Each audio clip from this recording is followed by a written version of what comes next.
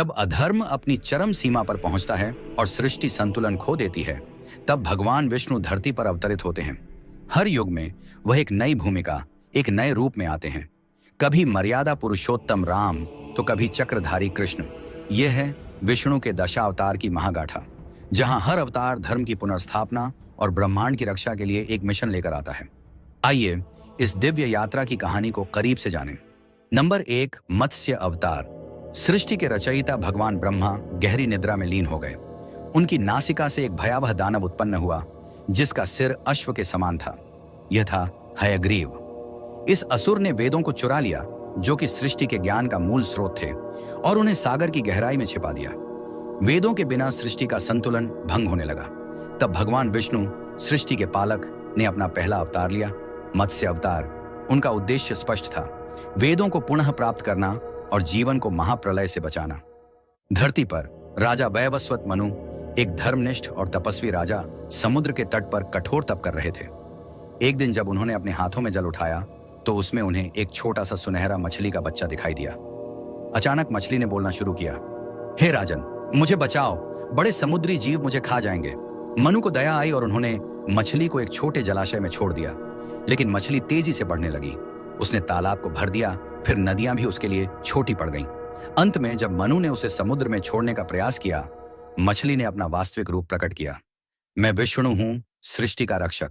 शीघ्र ही एक महाप्रलय आएगा जो पूरे संसार को निगल जाएगा। तुम एक विशाल नौका बनाओ, उसमें सभी प्रजातियों के पौधों और जीवों को लेकर सप्तर्षियों को साथ लो। मैं तुम्हारी रक्षा करूंगा और मार्गदर्शन करूंगा। भगवान की आज्ञा मानकर मनु ने एक विशाल नाव का निर्माण किया। 7वें दिन जब आकाश काले बादलों से ढक गया और घनघोर वर्षा होने लगी, पृथ्वी जल में डूबने लगी। मनु की नाव समुद्र की प्रचंड लहरों में डगमगाने लगी। तभी भगवान विष्णु ने मत्स्य के विशाल रूप में प्रकट होकर अपनी दिव्य आभा से संसार को आलोकित कर दिया। उन्होंने मनु को वासुकी नाग से नाव को अपने सींग से बांधने का निर्देश दिया। सागर की गहराइयों में उन्होंने हयग्रीव से युद्ध किया। यह युद्ध घोर और उग्र था। अंततः भगवान विष्णु ने अपनी असीम शक्ति से हयग्रीव का वध कर वेदों को पुनः प्राप्त किया। जब नाव हिमवान पर्वत पर आकर रुकी, तब मत्स्य अवतार ने मनु और सप्तर्षियों को धर्म और सृष्टि के चक्र का ज्ञान प्रदान किया। इस प्रकार भगवान विष्णु ने अपने प्रथम अवतार में जीवन को बचाया, धर्म की स्थापना की और यह सुनिश्चित किया कि सृष्टि का संतुलन बना रहे। पुनर्जीवन के इन जलधाराओं से विष्णु के 10 दिव्य अवतारों की पहली कथा शुरू हुई। लेकिन अराजकता कभी दूर नहीं थी और संसार को जल्द ही एक और रक्षक की आवश्यकता पड़ने वाली थी। नंबर 2, कूर्म अवतार, स्थिरता और धैर्य की कथा। महाप्रलय के बाद देवताओं और असुरों ने सृष्टि में संतुलन और शक्ति लौटाने का मार्ग खोजा। समाधान था समुद्र मंथन।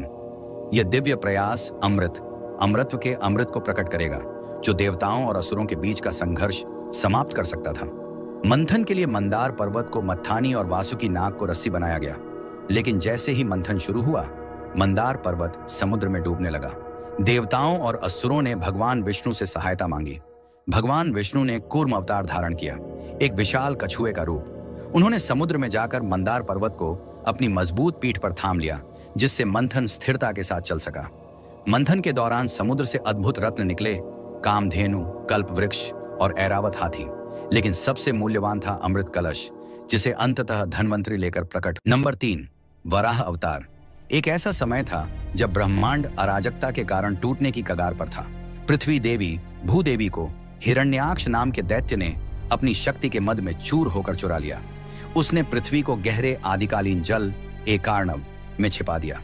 इस घटना ने सृष्टि का चक्र रोक दिया और ब्रह्मांड को विनाश के करीब पहुंचा दिया। संकट की इस घड़ी में देवताओं ने भगवान विष्णु से सहायता मांगी। सृष्टि को बचाने के लिए भगवान विष्णु ने अपना तीसरा अवतार लिया, वराह, एक विशाल जंगली सुअर का रूप। वराह ने हिरण्याक्ष को चुनौती दी। दोनों के बीच एक भीषण युद्ध हुआ जो हजारों वर्षों तक चला। ब्रह्मांड की ऊर्जा उनके टकराव से कांप उठी। हिरण्याक्ष ने अपनी ताकत और अहंकार के साथ भगवान वराह का सामना किया। अंत में वराह ने अपने दिव्य पराक्रम से हिरण्याक्ष का वध किया और उसके आतंक का अंत किया। इसके बाद वराह ने अपनी विशाल दांतों पर भूदेवी को उठाया। गहरे जल से पृथ्वी को बाहर निकालते हुए उन्होंने उसे ब्रह्मांड में उसके स्थान पर स्थापित किया। इस प्रकार सृष्टि का चक्र फिर से आरंभ हुआ और संतुलन बहाल हुआ। नंबर 4, नरसिंह अवतार। भगवान विष्णु का सबसे भयंकर और अद्वितीय रूप में अवतार नरसिंह आधे मानव आधे शेर का रूप। हिरण्यकशिप, राक्षसों का राजा, ने भगवान ब्रह्मा से एक अजेय वरदान प्राप्त किया था, जिसके अनुसार वह न तो मनुष्य से मारा जा सकता था, न पशु से, न घर के अंदर, न बाहर, न दिन में, न रात में, और न ही किसी अस्त्र से। इस वरदान के कारण उसकी क्रूरता अनियंत्रित हो गई और देवता उसके अत्याचारों के सामने असहाय हो गए। देवताओं ने भगवान विष्णु से मदद की प्रार्थना की।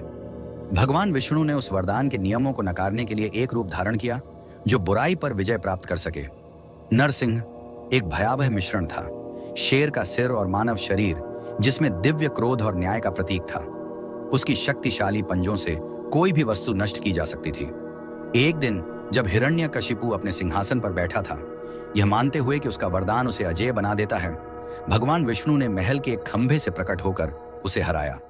नरसिंह का रूप न तो मनुष्य, न पशु, न दिन, न रात, ऐसा था कि उसने राक्षस के वरदान की सारी शर्तों को नकार दिया। राक्षस का वध किसी अस्त्र से नहीं हुआ, बल्कि भगवान विष्णु के दिव्य हाथों से हुआ, जो शेर की ताकत और मानव की सटीकता का संगम थे। नरसिंह अवतार का प्रतीकात्मक अर्थ गहरा है।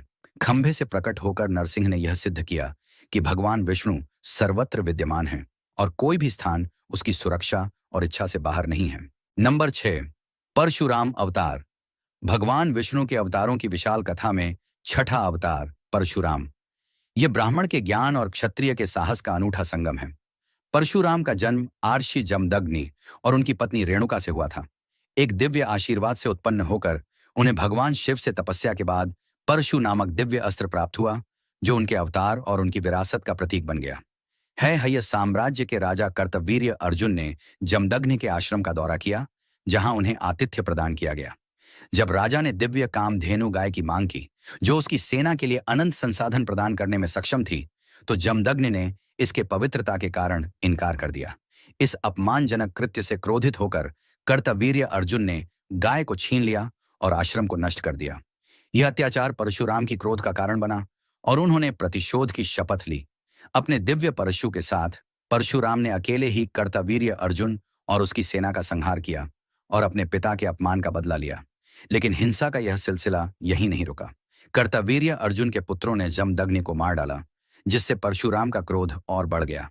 परशुराम ने क्षत्रिय जाति को समाप्त करने की शपथ ली और उन्होंने 21 बार पूरे क्षत्रिय वंश का नाश किया। उनके प्रतिशोध की हिंसा इतनी विकराल थी कि इससे 5 झीलें रक्त से भर गईं। जहां उनके दादा आर्षि अर्चिक ने हस्तक्षेप किया और उन्हें इस रक्तपात को रोकने के लिए विवश किया।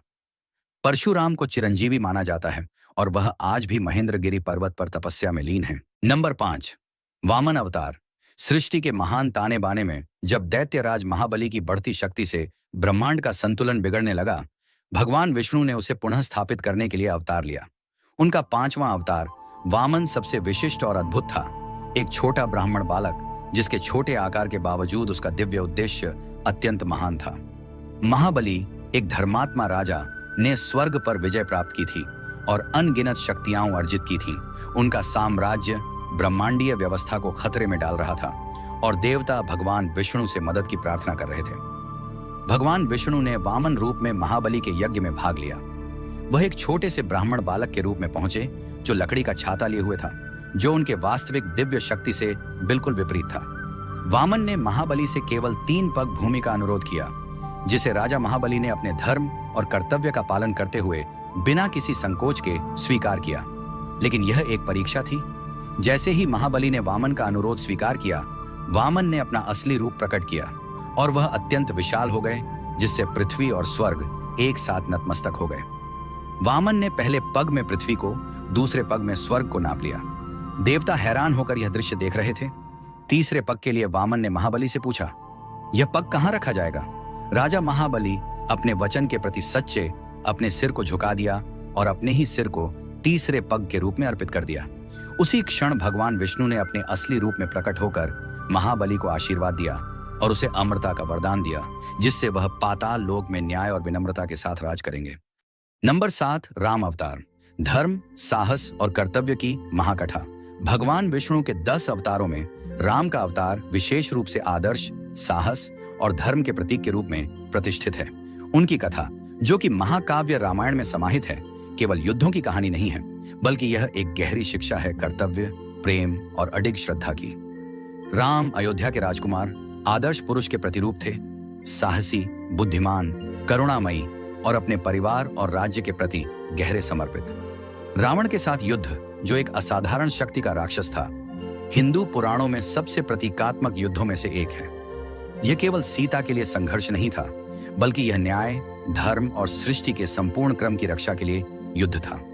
राम के साहस, रणनीतिक कौशल और अपने प्रियजनों के प्रति अडिग श्रद्धा ने रावण को पराजित किया, और यह विजय आज भी दशहरा महोत्सव के रूप में मनाई जाती है। राम की कथा केवल एक नायक की गाथा नहीं है, वह आदर्श पुरुष का प्रतीक है। आदर्श पुत्र, आदर्श पति और निष्ठावान भाई। उनका जीवन निष्ठा, सम्मान, आदर और प्रेम के गुणों से परिपूर्ण था। राम का कर्तव्य के प्रति समर्पण और सत्य के प्रति निष्ठा उनके चरित्र की नींव है। नंबर 8, कृष्ण अवतार, धर्म, नीति और दिव्य मार्गदर्शन। भगवान विष्णु का 9वां अवतार कृष्ण के रूप में हुआ, जो द्वापर युग में उस समय प्रकट हुए जब संसार अशांति और अत्याचारों से घिरा हुआ था। देवकी और वासुदेव के पुत्र कृष्ण का जन्म इन कष्टों का निवारण करने के लिए हुआ था, और उनका जीवन चमत्कारों से भरा था।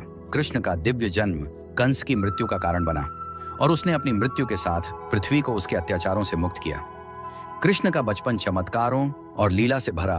वे वृंदावन के ग्वालों के साथ अपने आनंदपूर्ण खेल, राधा के प्रति अपने प्रेम और अपने भक्तों को मार्गदर्शन देने में भी प्रसिद्ध थे। हालांकि उनका सबसे महत्वपूर्ण कार्य महाभारत के युद्ध में हुआ। कुरुक्षेत्र की युद्ध भूमि पर ही कृष्ण ने भगवद गीता के रूप में अपनी अमूल्य शिक्षाएं दी। यह ग्रंथ वेदों की सभी शिक्षाओं का सार प्रस्तुत करता है, जिसमें धर्म, कर्तव्य, आत्मा की शाश्वतता और सच्चे आचार्य के मार्ग पर चलने का महत्व बताया गया है। कृष्ण की शिक्षाएं केवल सिद्धांतों तक सीमित नहीं थीं, बल्कि वे जीवन की वास्तविकताओं से गहरे रूप में जुड़ी हुई थीं। कृष्ण का चरित्र बहुपरक था। वे कभी मस्तीपूर्ण और चंचल थे, कभी बुद्धिमान और करुणाशील, और जब आवश्यकता पड़ी तो अत्यंत कठोर और निर्धारक भी। नंबर 9, बुद्ध अवतार। भगवान विष्णु के 9वें अवतार भगवान बुद्ध का जन्म सिद्धार्थ गौतम के रूप में हुआ था। विष्णु के अन्य अवतारों के विपरीत बुद्ध ने न तो दिव्य अस्त्र शस्त्र का प्रयोग किया और न ही अद्भुत चमत्कार दिखाए। इसके बजाय उन्होंने करुणा, आत्मज्ञान और विवेक की शक्ति को अपना माध्यम बनाया।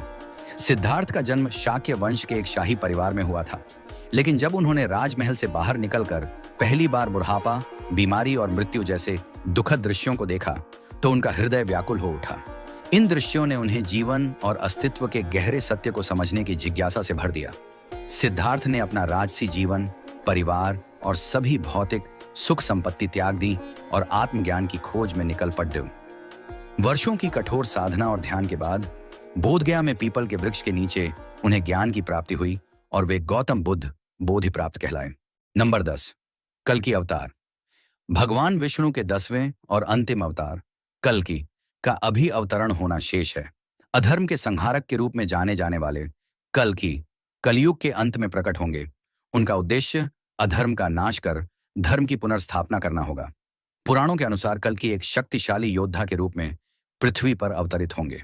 वे एक दिव्य सफेद घोड़े देवदत्त पर सवार होकर आएंगे। उनके हाथ में एक जलती हुई तलवार होगी, जो ईश्वरीय न्याय और शुद्धिकरण का प्रतीक है। उनका अवतार अधर्म के विनाश, भ्रष्ट व्यवस्थाओं के अंत और संसार को पाप के चक्र से मुक्त करने के लिए होगा।